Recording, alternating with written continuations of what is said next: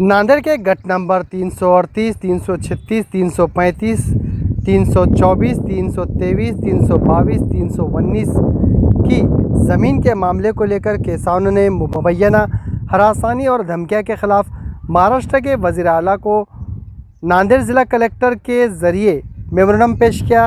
इसके अलावा नांदेड़ रेंज के पुलिस डिप्टी इंस्पेक्टर जनरल, ज़िला police superintendent, airport police station के इंस्पेक्टर को भी दरख्वास्त दी।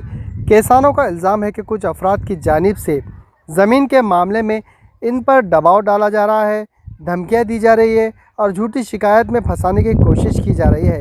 किसानों के मुताबिक मुसलसल मुबैना हरासानी की वजह से वो शदीद ज़हनी दबाव में है। दरख्वास्त में वार्ड नंबर 2 की कारपोरेटर आफिया नाज अब्दुल रशीद, इनके शौहर खाजी नाफे और दीगर अफराद पर किसानों को मुबैना तौर पर करने और धमकियां देने का इल्ज़ाम आयद किया गया है। ताहम ये तमाम इल्ज़ाम दरख्वास्त देने वाले किसानों की जानिब से आयद किए गए हैं। दरख्वास्त में ये भी दावा किया गया है कि किसानों की हिमायत करने पर समाजी कारकुन शेख जाकिर को भी मुबैना तौर पर निशाना बनाया जा रहा है। किसानों ने इंतज़ामिया से मुतालबा किया कि पूरे मामले की गैर जानिबदाराना तहक़ीक़ात की जाए, इल्ज़ाम दुरुस्त पाए जाने पर ज़िम्मेदार अफराद के ख़िलाफ़ कानूनी कार्रवाई की जाए और किसानों को तहफ़्फ़ुज़ फराहम किया जाए। किसानों ने इंतज़ामिया से मामले में फौरी मुदाखलत करने की अपील भी की। इशारा दिला, असं आपण निवेदन दिलं, काय मागणी आहे? मागणी त्या माफी साहेबाची पैशाची आहे. त्याला पैशाची लई भूक लागली. त्याला सांगवी गाव इकतच घ्यावं आले सगळं एकट्याला. आमच्या जमिनी विकू देणं आलंय आणि आम्हाला निवड रोज त्रास द्या. त्याला एकट्याला सांगलं तर ते त्याच्या पत्नीला सुद्धा घेऊन आले. मी असं करून तुमच्यावर असं करतो, तुमची जमीन मी विकू देत नाही, हे त्याचं बोलणं आहे. जमीन कुठं आहे? जमीन सांगवीची आहे, नगरपालिकेची. पैसे 2 कोटी रुपये मागा, खंडणी मागायला. गंडी मागाले कोण मागायला ना? कोण मागलं? ते माफी साहेब. माफियाचं काय? हा, नाव. त्याचं नाव एवढंच आहे, एवढंच ध्यानात आहे आम्हाला. आणि ते काय आमच्या पुढे बी येणं झालाय, मागून चुपे रुस्तुम काम करायला. हा, घडी घडी यालाय, कोर्टात चला, इकडे चला, आता तिकडे गेलाय. काय पद्धती द्यायचं? त्याचं पद नगरसेवक आहे, ते 2 नंबर वार्डचा. त्याचं 3 नंबर मध्ये काय आहे, त्यांना आम्हाला जाणून बुजून त्रास द्यायला. काय निवेदन दिलं आपण? निवेदन शेतीचं दिलं साहेब. आमची शेती विकू दे ना, आमची शेती येऊ दे ना, कोणी घ्या गेलं तर त्याला घेऊ दे ना. त्याला पैसे मागायला, आम्हाला पैसे मागायला, याला पैसे कुठून देऊ? आता काय इच्छा? काय केली आता जाईल? विचार त्यानं आमच्यावर आणखी केस केलाय, पैसे द्या नाही तर तुमची जमीन विकू देणार नाही. जमीन मुळात कोणाची आहे? शेतकरी बाबाराव पाटलाची गावातली पूर्ण शेती आहे, सांगवीची. सांगी गावाची पूर्ण शेती आहे. आम्ही जिल्हाधिकाऱ्याला निवेदन दिलेलं आहे की आमच्या शेतीवर नाफे नावाच्या एका बंडखोर म्हणजे खंडणीखोर नगरसेवकानं धमक्या देऊन जमीन न विकू देणं, न हे करणं, म्हणून असं हे करायला लागले. तर मी सांगितलं शेतकरी असून मी गेल्या वेळेस आमची एक वेळेस फाईट झालेली आहे सर, की मुलाखतीद्वारे त्यांना आम्हाला धमकावलं की या ठिकाणी मुस्लिम समाजाचं आरक्षण आहे आणि ही जमीन तुम्ही कशी काय विकू शकता.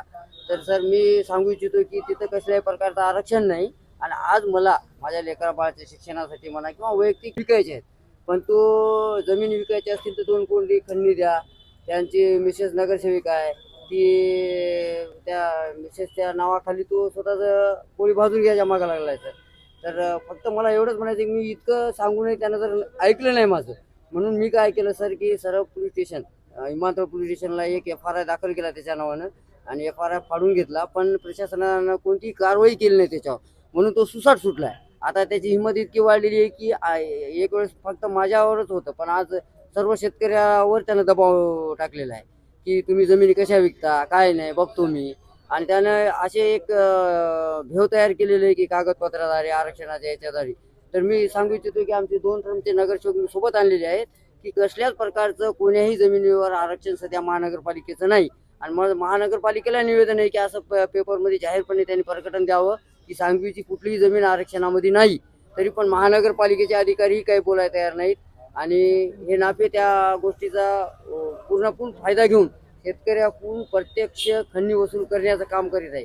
आणि यांचा कुठलाही कसल्याही प्रकारचा चांगला बॅकग्राऊंड नाही. हे गुन्हेगारी प्रवृत्तीचे लोक असे जर नांदेडला तयार झाले आणि महानगरपालिकेत जर गेले तर महानगरपालिकेचं लई लवकर वाटोळ होणार आहे.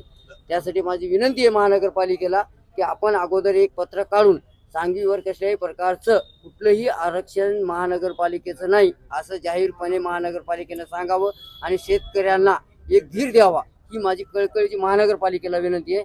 आणि या नाफेला जे अगोदर मी केस केलेला आहे त्या केसचा ॲक्शन पोलीस स्टेशनने ताबडतोब घ्यावं ही माझी कळकळीची पोलीस स्टेशन विमानतळाला विनंती आहे. दादा शेख जाकीर नावाचा व्यक्ती हा तुम्हाला मदत करायला म्हणून त्यांच्या विरोधात त्यांना गुन्हा दाखल केला. ते शेख जाकीर नावाचा माणूस आहे त्याला आमची थोडी कळकळ हे वाटली यांच्या मागं कोणी नाही तर तो आमच्या थोडा आम्हाला मदत करायला लागला तर त्याला धमक्या द्यायला ती तू आपल्या जाती काय तू कैसे मदत कर रहा ऐसा कर रहा वैसा कर रहा म्हणाले. पण ते माणूस हा माणूस कितीनच मदत करत असतो पत्रकाराचं काम आहे आणि शेख जाकीर त्या पत्रकाराच्या मदतीनं आम्हाला मदत करायला आहे. आता याची जातीच्या आधारे किंवा आरक्षणाच्या नावाखाली हे असं दादागिरी चालू आहे. आता ही दादागिरी ताबडतोब बंद करावी हीच माझी आत्मदानाचा इशारा दिला. तर आम्ही आज जिल्हाधिकारी साहेबांना सांगितलंय मी सरळ सरळ की बुवा साहेब म्हणलं मी FRI फाड माझ्यातर्फे जे जे प्रशासनाला करता येईल ते मी केलं. जर प्रशासनाने याच्यावर योग्य तर कारवाई जर नाही केली तर आत्मदहन करण्याशिवाय मला पर्याय नाही आणि मला आत्मदहनाची परवानगी प्रशासनाने द्यावी ही माझी कळकळीची विनंती. किती दिवसाचा अल्टिमेटम? आम्ही 8 दिवसाच्या मध्ये अल्टिमेटम दिलेलं आहे त्यांना. तर 8 दिवसात ही कारवाई झाली तर ठीक आहे नाही तर 8 दिवसात आम्ही सर्व शेतकऱ्यांसमोर येऊन आत्मदहन करू. आज बी त्या लोकांना त्रास देत आहे त्यांना मरायची वेळ आलेली आहे याच्यावर आपली काय मत आहे? तुम्ही जे म्हणालात ते अगदी बरोबर आहे. आमच्या सगळ्या शेतकऱ्यांनी त्यांचं म्हणणं काय आहे हे तुमच्या सगळ्यांना आतापर्यंत सांगितलेलंच आहे. अनेक वेळा आम्ही जे प्रभाग क्रमांक 2 चे जे नगरसेवक प्रतिनिधी आहेत त्यांना अनेक वेळा सांगून सुद्धा ते आम्हाला आमच्या सगळ्या शेतकऱ्यांना त्रास देण्याचा प्रयत्न त्यांचा सुरू आहे. पण आम्ही सांगवी प्रभाग क्रमांक 3 चे सक्षम नगरसेवक आहोत. त्याच्यामुळं आमच्या शेतकऱ्यांसाठी किंवा आमच्या प्रभागामध्ये ज्या पण समस्या असतील किंवा नसतील किंवा आमच्या जनतेसाठी आम्ही सक्षम आहोत. आम्ही त्यांच्या ज्या पण समस्या काही असतील किंवा नसतील ते आम्ही सोडवू. मला असं वाटतं की प्रभाग क्रमांक 2 मध्ये सुद्धा तुम्हाला तुमच्या समस्या सोडवण्यासाठी भरपूर साऱ्या अडचणी आहेत. तुम्ही तिकडे लक्ष द्यावं. विनाकारणचा त्रास आम्ही गोरगरीब आहोत, आम्ही शेतकरी आहोत म्हणून विनाकारणचा त्रास तुम्ही देऊ नये. तुमचं जे पण म्हणणं आहे ते आम्ही प्रशासनाला सोबत घेऊन ते तुम्हाला आम्ही चांगल्या प्रकारे काय आहे ते आम्ही तुम्हाला दाखवून देऊ.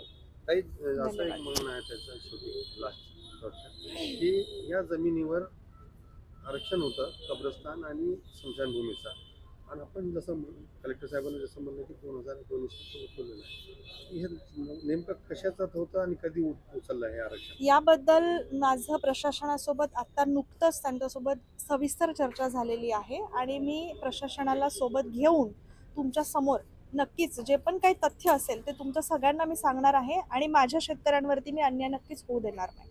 तेवढंच मी तुम्हाला सांगू इच्छिते. धन्यवाद. बाकीचं जे पण काय असेल ते तुम्हाला प्रशासनाच्या माध्यमातून मी तुमच्या समोर सांगेनच. थँक्यू.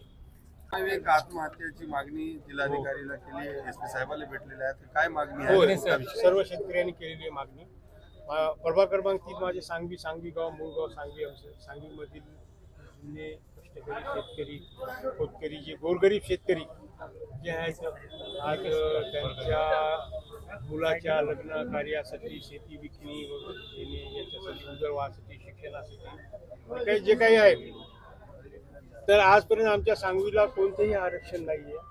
आज 2019-20 मध्ये पूर्ण हे गट नंबर जे आहे ते 2-3 जे गट नंबरवरचे नाफे ताजी काहीतरी नाव ऐकलेलं आहे मी. तर या संबंधित व्यक्तीने आमच्या शेतकऱ्यांना सर्व त्रास दिलेला आहे की बाबा तुम्ही जे कोणी सौदा करत असेल त्याच्या आडपटी येऊन सौदे वगैरे करण्यासाठी रोख करत आहे.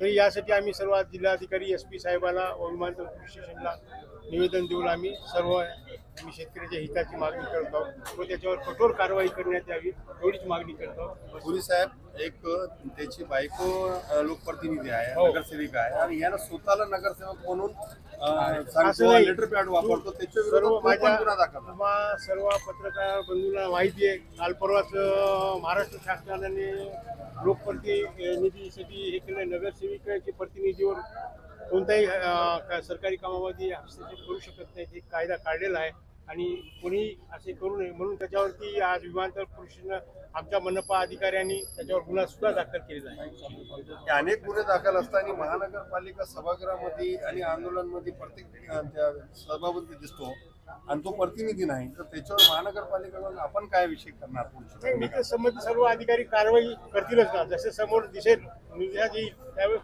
ते कारवाई करतीलच. आपली भूमिका काय राहील पुढची? माझी भूमिका असेच शासनाच्या बरोबर सर्व नियमाशी माझी निगडीत भूमिका आहे.